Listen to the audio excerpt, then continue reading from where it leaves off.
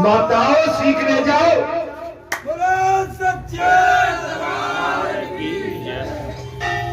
माता कह देती है तो से तो मैं वैसी भली हती। गुस्सा में कह देती है ये वचन नहीं बोलना चाहिए कभी। जानते हो उस पति पर क्या बीतती होगी जब वो पति सुनेगा तुम क्या बोल जाते हो। अज्ञान बस आप अपने पतिव्रता धर्म से कितनी नीचे गिर जाते हो। एक पतिव्रता नारी ने कह दिया सूर्य उदय हो या न हो, आपका यज्ञ हो या न हो, आपकी पूजा हो या न हो, जब मेरा पति संसार में नहीं मुझे क्या लेना है। मेरा पति तो मुझे क्या प्रयोजन। तो सब देवता एक दूसरे की ओर देखकर दीर्घा से बोले भाई भद्रे सूर्य का उदय होने दो। हे भद्रे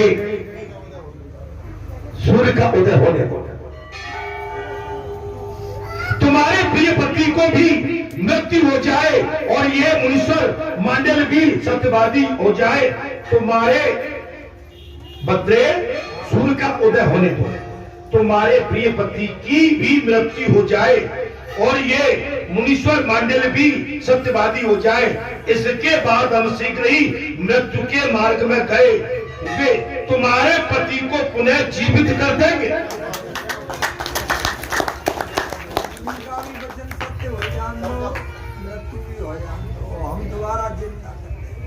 शांडिल जी का सत्यव्रत पूरा हो जाने दो।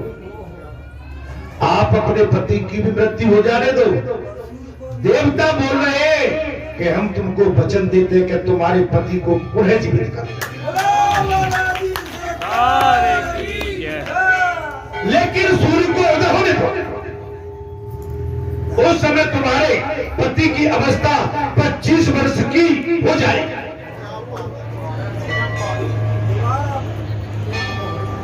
उस समय तुम्हारे पति की आयु 25 वर्ष की हो जाएगी और तुम बड़े सुंदर रूप में अपने पति का दर्शन कर सकोगी।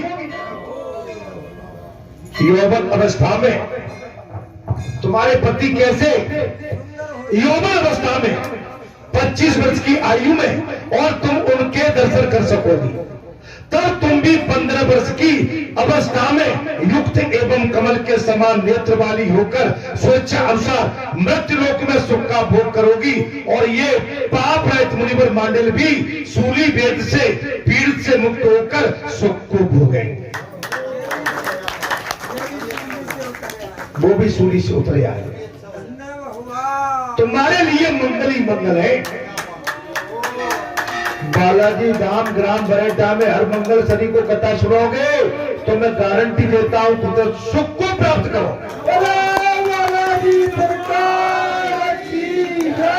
और यहां से विचलित होकर घूमोगे तो घर में भी चैन नहीं पड़ेगा।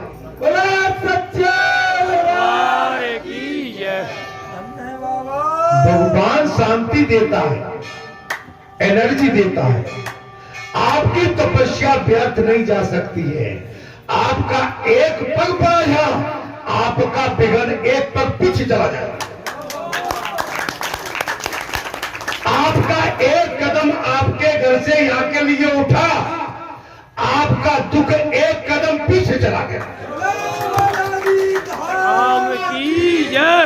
लेकिन घर में दुख को पाल के घर में आप घूमते रहेंगे तो आपके जितने कदम घर में पड़ेंगे दुख के आपके घर में उतना ही वो छोटा दुख बड़ा होता चला जाएगा। मैंने क्या कह दिया इसमें? मेरी बात पकड़ में आई कि नहीं आई?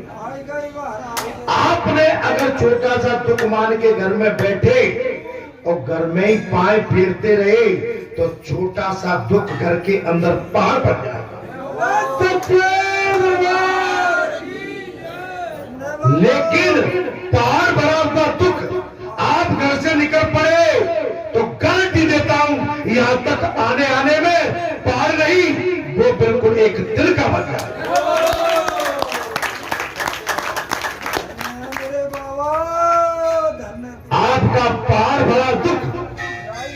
यहाँ आने में एक तिनका में आके नष्ट हो जाए।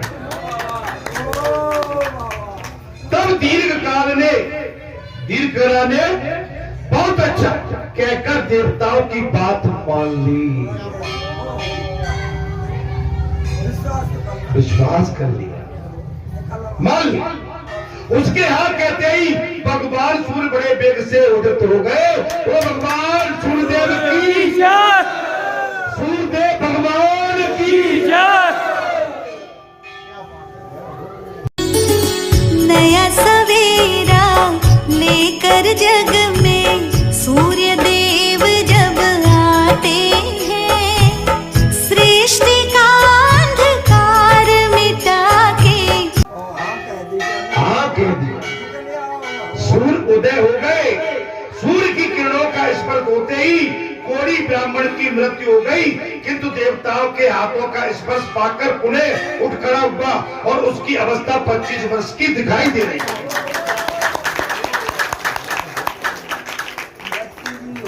मृत्यु भी हो गई और देवताओं ने स्पर्श किया, पुनर्जीवन और 25 वर्ष की आयु कौन खत्म।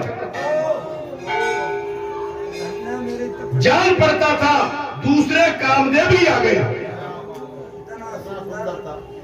क्या जान पड़ता था? दूसरे कामदेव आ गए। उसे अपने पूर्व जन्म की सब बातों का स्मरण था, अतः इस नूतन जन्म से उसे बड़ा हर्ष हो रहा था। दीर्घ का भी भगवान शंकर का स्पर्श पाकर दिव्य लक्षण से लक्षित तो युवती हो गई और उसके नेत्र कमल दल के समान शोभा पा रहे। दिव्य भक्त और मुख चंद्रमा के समान चमक रहा था। तपस्वी का चेहरा एक सूर्य की तरह दमकता चमकता और संसार का कामी होता है, उसका चेहरा हमेशा दुखी दुखी सा रहता है। बल्लो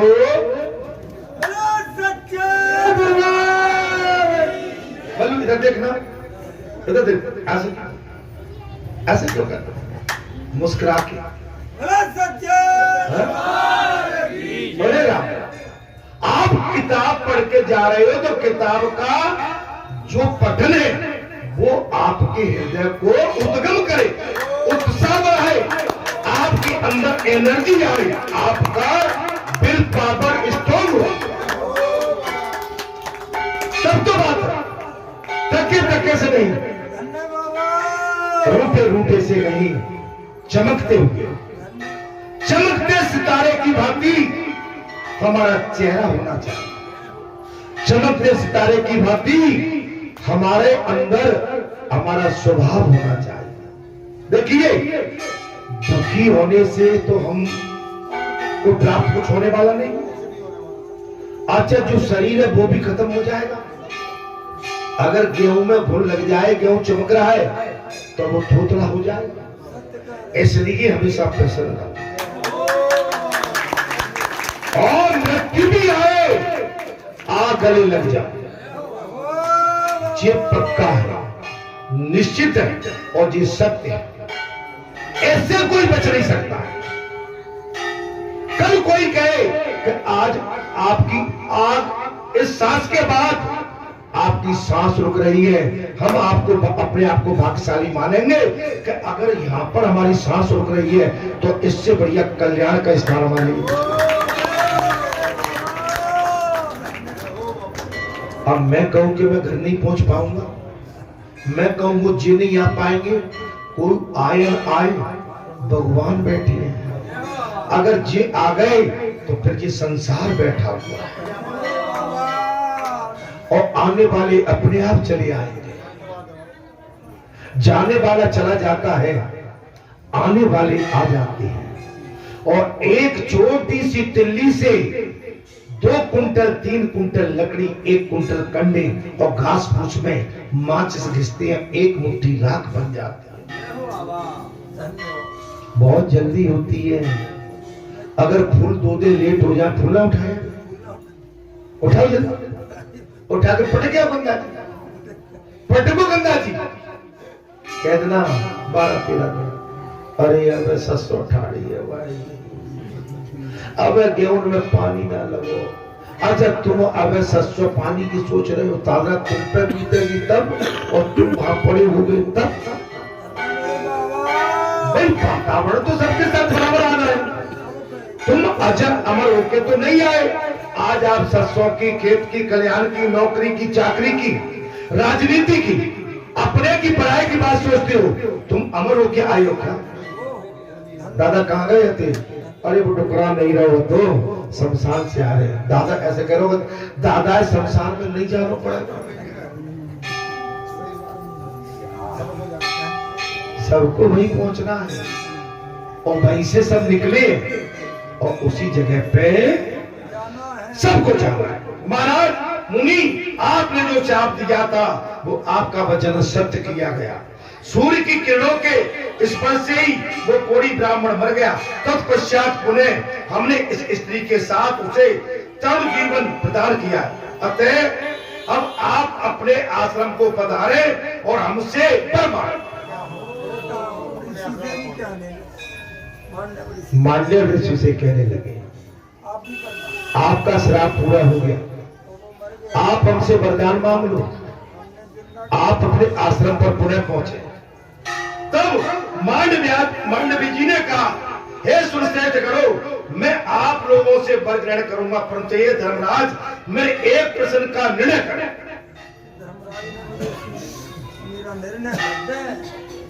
मैं आपके वचन का पालन करूंगा, परंतु ये धर्मराज मेरे एक वचन का निर्णय। वो संसार में समस्त प्राणियों के लिए सुख और दुख के रूप में उनके पूर्व जन्म का शुभागम कर्म ही उपस्थित होता है। पूरे संसार में पूर्व जन्म के अनुसार दुख एवं सुख। आप अगर मनुष्य योनि में बैठे हैं तो इस जन्म के कर्म से नहीं, पूर्व जन्म के कर्म के अनुसार। आज हम सब बालाजी धाम ग्राम मरेठा में बैठे हैं इतने टाइम पे, तो इस जन्म के कर्म से नहीं, पूर्व जन्म के सत्कर्म।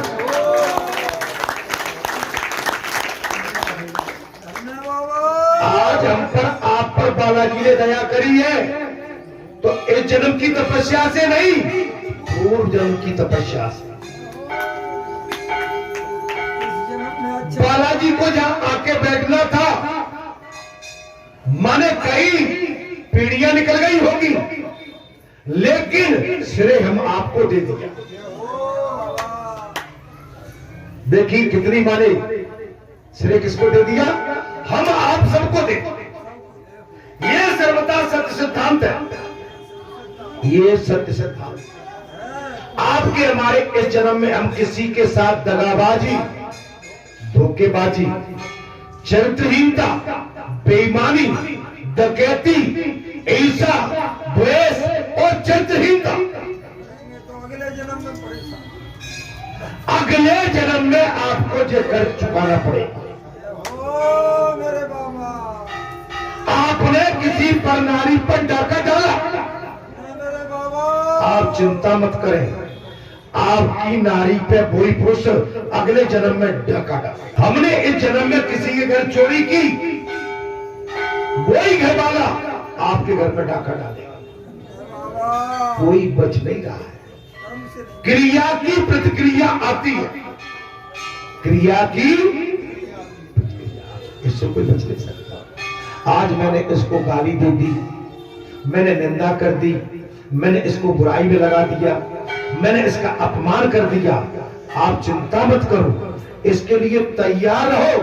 तुम्हारे सामने जो भी आने वाला, भाई से बेईमानी, समाज से बेईमानी, परिवार से बेईमानी, पिता पुत्र में बेईमानी, भाई भाई में बेईमानी, ये सब भोगना पड़ा। आपने किसी हेतु कोई काम किया, अगर आपने उसमें सहायता नहीं दी तो ये भी आप पर पातक लगता है, बच नहीं सकता।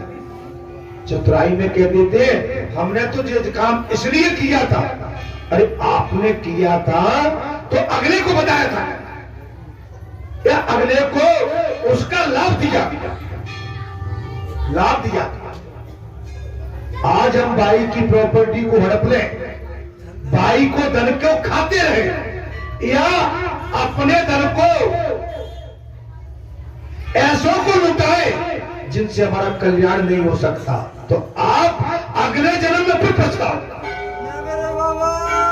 आपको भगवान ने दिया है तो सहायता करो, परमार्थ करो। आप अपने धन को किसी कन्या की शादी में लगाओ, बानेज की शादी में लगाओ, ब्राह्मण की बेटी की शादी में लगाओ, मंदिर में लगाओ, धर्म में लगाओ, कथा भागवत में लगाओ, प्याऊ में लगाओ, परमात्मा में लगाओ, लेकिन बड़ुओं को मत उठाओ।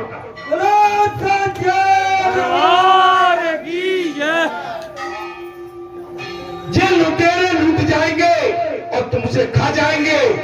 जैसे आज आप पराधीन हैं, अगले जन्म में भी पराधीन बने रहेंगे, क्योंकि आपने धन को ठीक जगह पर नहीं लगाया। मैंने क्यों गलत तो नहीं किया? आपने अपने धन को ठीक जगह नहीं लगाया। आप केवल रिश्तेदार, नातेदार, भाई बंधु, सगे संबंधी को आप धन को लुटाते रहे, जबकि वो आपका धन धर्म में लगा।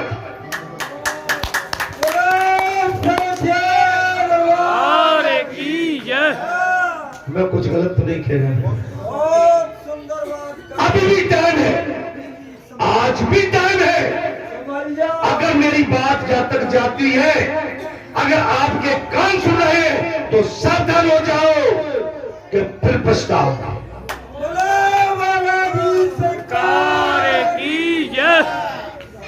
फिर पछताओ। चिड़िया चुन गई खेत, अब पछतावा खुद का। क्या बात, और पछतावा पछतावा पछतावा, काबा और पछतावा। और पछतावा बड़ा खतरनाक होता है। अगर सामने दिख रहा है कि आग जल रही है, हम उसमें कूदना ही चाहते हैं। आग का तो काम है जलाना, लेकिन जो कूदेगा वो जल जाएगा। बताने वाला बता रहा है मत कूदो। महाराज मैं तो आपको सत्य अवगत करा रहा हूं।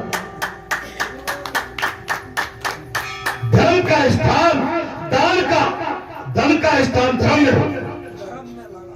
आपके कर्म का स्थान भी धर्म में। आपके हमारे कर्म का स्थान, जो भी कर्म करते हैं वो धर्म परायण हो, धर्म की ओर जाता हो, वो सत्कर्म बन जाएगा। तब महाराज सूत जी कहते हैं, धर्मराज की ये बात सुनकर मांडल मुनि को बड़ा रोष हुआ। मैं आगे पहुंच गया। बताएंगे वो धर्मराज जी। अच्छा, धर्मराज ने कहा, विप्रवर तुमने दूसरे शरीर में बचपन के समय सीखे सूर्य के अग्रभाग से पृथ्वी के एक जीव को बीना था, और यही एक पाप तुमसे हुआ है। सूली का दंड क्यों मिला? बोले आपने अपने एक भाले से एक जीव का बेदर किया। आप उस समय बचपन में थे, सुई से तुमने कीड़े को छेड़ा। और तुमने क्या किया? तुम्हारे हाथ में जोड़ी मिली, तुम्हारे हाथ में क्या थी महाराज? सुई। और सुई से तुमने उस कीड़े का बेदर कर दिया। महाराज कीड़े तक की बात कही, कितनी बड़ी बात है।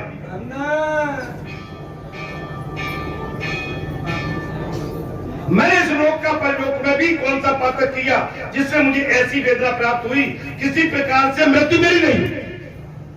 तब ये बात कही। धर्मराज ने कहा, विप्रवर हे ब्राह्मण, तुमने दूसरे शरीर में बचपन के समय तीखे सूर्य के अग्रभाग से पृथ्वी के एक जीव को बेधा। अग्रभाग नोक से छेदा था। यही एक पाप तुमसे हुआ है। इस संसार में क्या पाप हुआ है?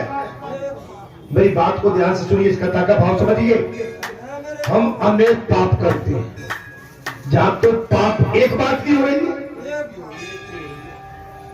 हम तो पग पग में और पल पल में पाप करते हैं। कथा कैसी लग रही है मेरे भाई?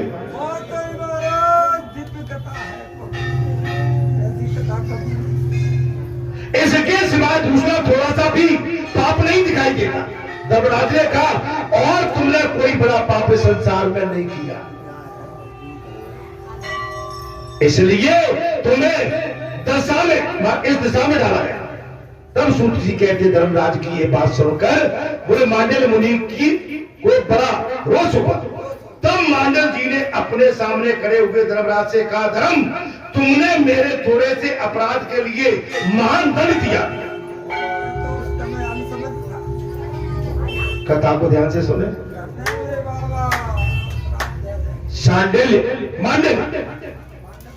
मांडल मुनि को बड़ा रोष आया, तुमने एक छोटे से मेरे पाप का, छोटा सा पाप वो इतना बड़ा अपराध दंड दिया मुझे। अतः मेरा साफ ग्रहण करो।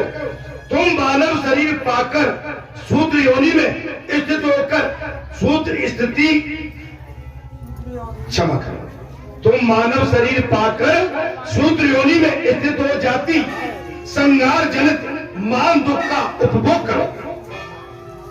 शूद्र जाति में पैदा होगे, जीव जंतुओं का वध करोगे और आप आर भी करोगे। तथा आज से मैंने समस्त देवधारियों के लिए यह व्यवस्था कर दी है कि 8 वर्ष के ऊपर का मनुष्य ही अपने निंदित कर्म के कारण दंड का भागी होगा। अनसमझ में जो पाप होगा उसे नहीं लगेगा 8 वर्ष के बाद ऊपर लगेगा। मैं निर्धारित करता हूं, मेरे बाबा ऐसी कथा नहीं मिलेगी आपको। कभी नहीं। आपको सब कुछ मिलेगा, लेकिन प्राचीन और पुरातन अनादि ये कथा केवल बालाजी धाम ग्राम बरठा में आपको सुनने मिल सकते हैं। बोला बालाजी धाम की जय। चमत्कारी थोड़ी देर का चमत्कार बता के चले जाएंगे, लेकिन यहाँ का चमत्कार नहीं, महायज्ञ अखंड है। अखंड चल रही है यहाँ तो। ऐसा कहकर मांडल मुनि सूली की पीड़ा से मुक्त हो गए, अभिष्ट दिशा की ओर चल दिए। उन्हें जाते देखकर सब देवताओं ने कहा, भगवान धर्मराज तो केवल न्याय करते हैं। तो कानून के हिसाब से दे दिया, नहीं तो मैं भगवान धर्मराज तो केवल न्याय करते हैं, अतः आप इन्हें श्राप के द्वारा शूद्र न बनाओ। इन्हें श्राप के द्वारा शूद्र न बनावे, आप इनके ऊपर कृपा प्रसाद करें। मांडल ने कहा, मैंने जो बात कह दी वो मिथ्या नहीं हो सकती। बाबा मेरे वचन जो कहे वो अब नहीं मिथ्या नहीं हो सकती। मेरे जो वचन निकले हैं वो झूठे नहीं हो सकते हैं।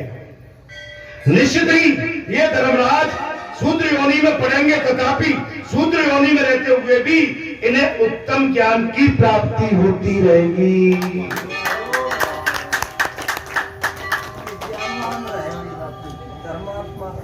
शूद्र योनि में जाएंगे,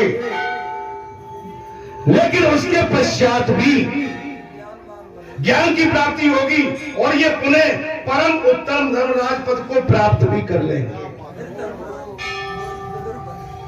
इन्हें इसी क्षेत्र में रहकर शांत भाव से भगवान शंकर की आराधना करना चाहिए। सिर लगा दी, तपस्या करना पड़ेगी। पूरे सिंह थोड़ा सा समय बचा मेरे भैया। हंस खेल भगत कट जागो, न जाने कोगे तो कौन जागो। इस शरीर का, इस सांस का कोई भरोसा नहीं है। शरीर तो नाशवान है, लेकिन आई और गई सांस का भरोसा नहीं है। हम दिन दिन घट रहे हैं, हमारी आयु कम हो रही, हम बहुत करने की चाहत में घूम रहे हैं, लेकिन समय बहुत कम। महाराज महादेव जी के प्रसाद से इन्हें शीघ्र मोक्ष प्राप्त हो जाएगा। यदि आप लोग मुझे वर देना चाहते हैं तो ये सूली आज मेरे स्पर्श धर्मदायक तीर्थ बन जाएगा। हे देवताओं, अगर तुम हमें वरदान देना ही चाहते हो तो आज के बाद ये सूली आज मेरे स्पर्श से धर्मदायक तीर्थ बन जाएगा। देवता बोले, जो प्रातः काल उठकर इस सूली का स्पर्श करेगा और इस लोक में पातक से मुक्त हो जाएगा, पाप से मुक्त। मांडल्य मुनि ने ऐसा कहकर इंद्र आदि देवता पति सहित उस पतिव्रता से आदर पूर्वक बोले, पतिव्रते तुम्हारे मन में जो इच्छा हो सो वरदान मांगो। हे पतिव्रता नारी, हे देवी, तुम्हारे मन में जो इच्छा हो उसके अनुसार वरदान मांगो। पतिव्रता बोली, देवेश्वरों, इस स्थान में मेरे द्वारा जो गड्ढा बनाया गया है वो तीनों लोक में दीर्घकालीन तीर्थ के नाम से विख्यात हो। मैंने अपने पति को पानी पिलाने के लिए इसमें जो हाथ का गड्ढा किया था और उसमें जो जल प्रकट हुआ था वो तीर्थ बन गया। देवताओं ने कहा, आज से लेकर तुम्हारे कथा अनुसार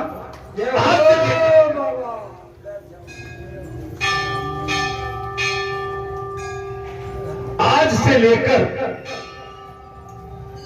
तुम्हारे कथा अनुसार यह गड्ढा तीनों लोकों में दीर्घकालीन तीर्थ के नाम से विख्यात है। जो मनुष्य इसमें श्रद्धा पूर्वक स्नान करेंगे वे यदि अपुत्र होंगे तो पुत्रवान बन सकेंगे। जिनकी संतानें नहीं होंगी वो संतानवाद बन पाएंगे और अपने वंश की वृद्धि भी करेंगे। पतिव्रता से ऐसा कहकर सारे देवता स्वर्गलोक को चले गए हैं। सुंदरी पतिव्रता भी अपने उसी प्रिय प्रीतम पति के साथ रहकर सुख भोगने लगी है। अंतिम अवस्था आने पर उसने हाटकेश्वर क्षेत्र में दीर्घ कार्तिक का सेवन किया है। तदंतर काल बस अपने पति की मृत्यु हुई देखकर उसने भी शरीर त्याग दिया, शरीर त्याग और पति के साथ वो भी ब्रह्मलोक को चली। एक ही जन्म नहीं, पिछले जन्म अगले जन्म के लिए भी पीछे चली। अपने भाग की सराहना करो। पतिव्रता नारियों, आपकी मांग में जो आपके पति की निशानी जो बीच में लाल सिंदूर से भरी जाती है, ये धर्म का प्रतीक है, ये धर्म है, ये साधना है, ये तपो, ये तपस्या है। आपका माता आपकी मांग बताती है कि आप पतिव्रता नारी हो, आप किसी की अमानत है, अमानत है, अमानत है। इसी प्रकार मैंने दीर्घकाली तीर्थ का वर्णन किया। ऋषियों ने पूछा, सूत जी, परम तपस्वी मुनि श्रेष्ठ मांडल्य को किसने और किस कारण सूली पर चाहा?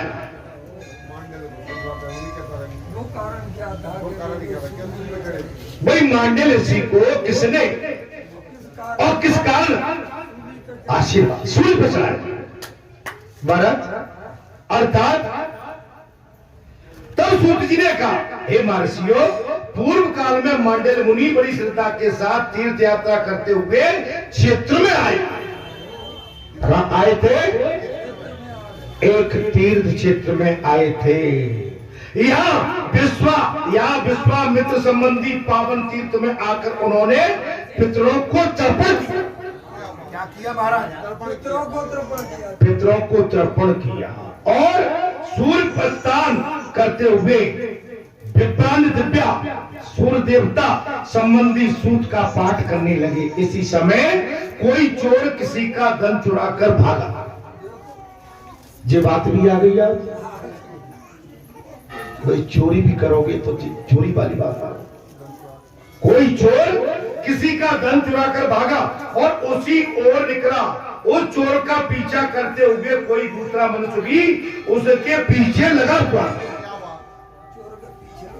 तब चोर ने मुनीश्वर को मौन देकर वो धन उनके आगे रख दिया और स्वयं किसी गुफा के भीतर जा चुका। स्वयं आशीर्वाद बैठे किसी गुफा के पीछे।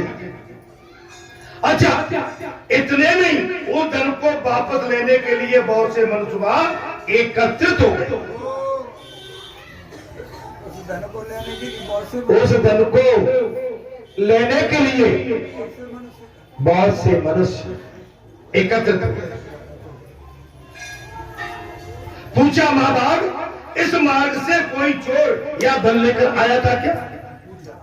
बात वही हो गई महाराज। कौन सी? तक्षक। सब बात वही है। मुनि तपस्या में और चोर मुनि के सामने उसके आसपास धन को छुपा के एक गुफा में छुप गए। इसी मार्ग में कोई चोर ये धन लेकर आया, बताइए वो किस मार्ग से निकला? तब मांडव्य जी बोले, मैं नहीं जानता। ये चोर गुफा में छुपा है, कुछ भी नहीं बोले। तब मौन व्रत में से ही तत्पर रहे। बार बार पूछे जाने पर भी जब मुनि कुछ नहीं बोले, तब सबने आपस में सलाह करके उन्हें निश्चित किया कि अवश्य ही यही चोर है।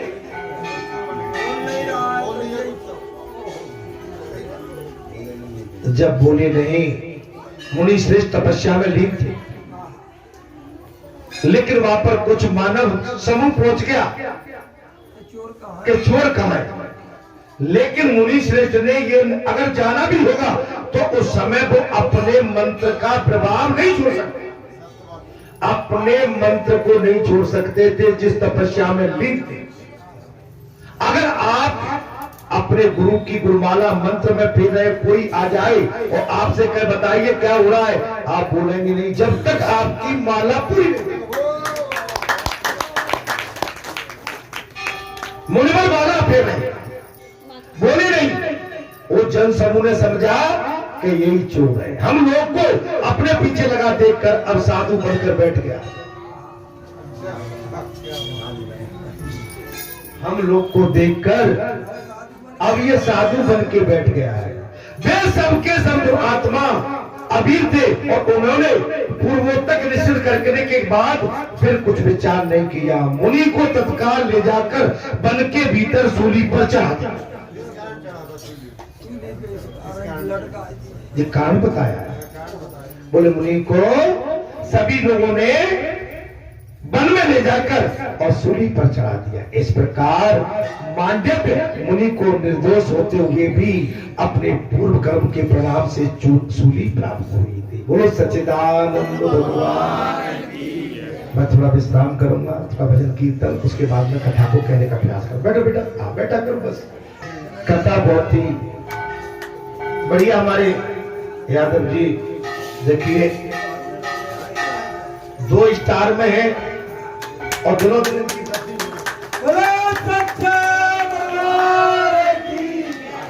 बहुत बढ़िया। धर्म से जुड़े हुए हो आप और धर्म में निपुण और देश सेवा युक्त धर्म परायण। और चूंकि हमको देख के आनंद आ रहा है, आपके कांधे पर 2 स्टार देख के हमको तो बिल्कुल